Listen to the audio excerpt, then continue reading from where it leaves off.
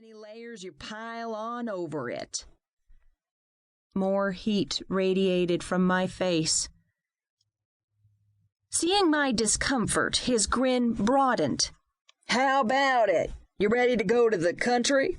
Let me do some hands-on investigating. You're not my type, Spence. Besides, your wife might not like it. You're probably right. He stood, hitched up his gun belt, and sucked in his protruding stomach. She's pretty jealous of a hunk like me, but me and you could sneak off. The radio speaker crackled, and a man's shrill voice filled the room. Spence squinted at the machine and pressed a button. Say again. Sheriff Roundtree filled the doorway from his private office. The deputy glanced at him, and they listened intently to the garbled message in the high-pitched squawk. It was gibberish to me, but the sheriff and deputy sobered. Tell Wheeler to meet me there. Roundtree turned his back on the plea in Spence's face and looked straight at me. Do you want to go? Spence groaned. Whatever was happening had to be important. Yes, I said. Keep up.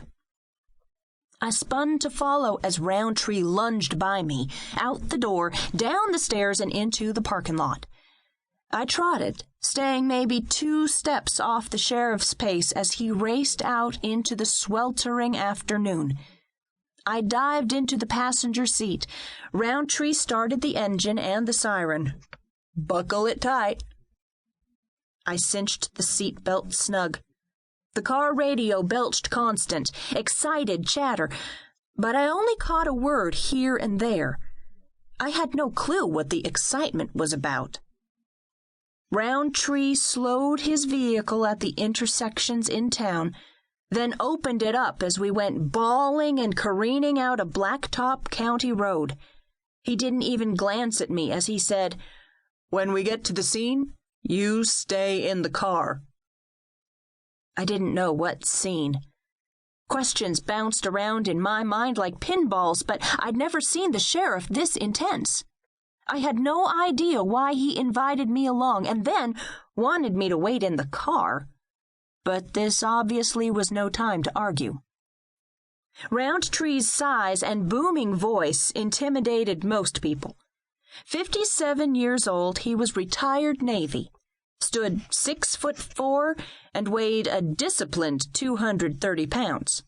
Handsome for an old guy, except for that knot at the bridge of his nose. He was happily married, but he and Alice had never had any kids. In the year I'd had the courthouse run, I'd learned to trust Sheriff Roundtree, even admire him. The regard was more or less mutual. He watched out for me and didn't let any news in his area slip by. I returned the favor by mentioning his name often. Guys who run for public office every 4 years appreciate that. Roundtree listened intently as other voices increased the radio traffic, so I kept quiet. I watched the odometer as we drove generally north and west out of town 17 miles before I saw traffic congestion ahead. Roundtree frowned at the cars parked helter-skelter along the road, but he didn't say anything. He seemed calm enough, so I risked a question. "What is it?" I counted more than a dozen law enforcement cruisers. At least 25 people milled on the left shoulder of the road ahead. "A homicide." He negotiated his cruiser around the cars parked at random. "The victim's naked. There'll mostly be men. It might embarrass you." I started to object, but he held a big palm in my face like a cop stopping traffic. "I want to go first." He lowered his voice to a kindlier tone. "You stay in the car. I'll let you come after I've checked things out." He pulled to the grassy shoulder on the right and cut the engine. A photographer was taking pictures of something in the bar ditch on the left side of the road.